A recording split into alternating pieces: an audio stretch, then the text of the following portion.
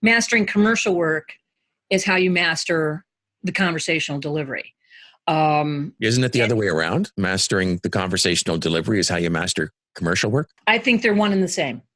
I think it's the same wheel, different spokes. I think very often when you first get into that, that end of the pool, so to speak, you kind of start going, oh, but what is conversation? You start to overthink it, and start to think it's something that you're not already doing. And you probably are, you probably are already doing that. You're thinking from one thought to the next, and it leads to something else, and it tells a story, And again, I always say this, and I absolutely mean it. If you are interested, you are interesting. If you're interested in what you're talking about, it makes you compelling. And I didn't make that up. It's something I was taught early on in improv, actually.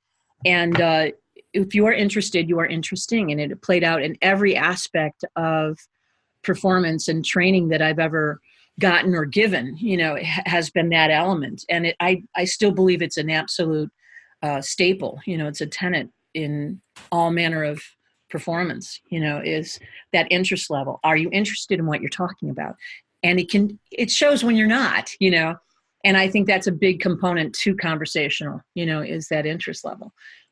Do you find it, you're going to have to probably lean in a little bit and be a little more interested than you actually are in real life, because, like if you're just reading something, blah, blah, blah, blah, blah, blah, blah, blah, it's like, okay, there's a degree of interest in that. And it's like, if you're trying to sound boring or bored, it's what I call dynamically bored. That is a level of interest. That is the degree of interest. Yeah.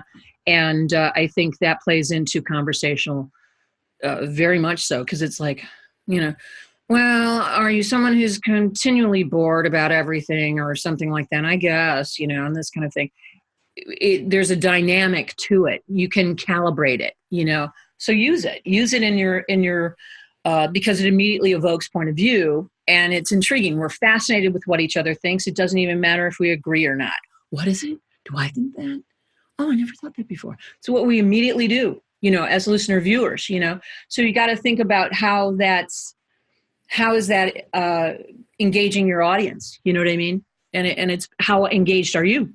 Not for nothing, you do have to create something that is as honest and directly from who you are. It really is. There's an extension of yourself in everything you do. So it better be the best part of yourself.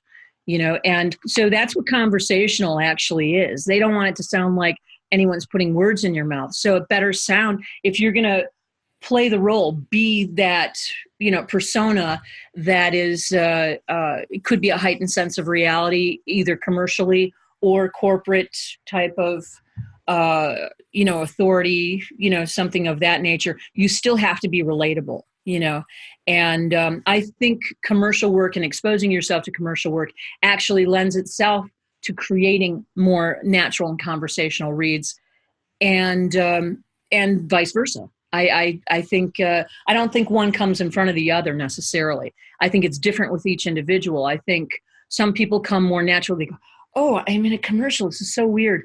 It's like how a lot of actors who are used to doing stage purely, or improv, or stand up, or public speaking solely, or they come from film and television.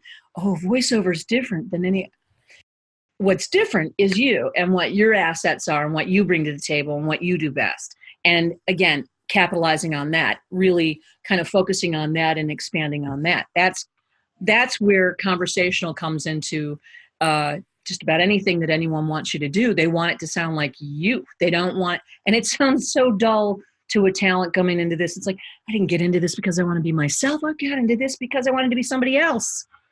I wanted to speak with a different voice. I wanted to have a different character. I wanted to be someone else, Of course you did. And it doesn't mean you can't be conversational in that, but you have to assume that point of view in order to play that.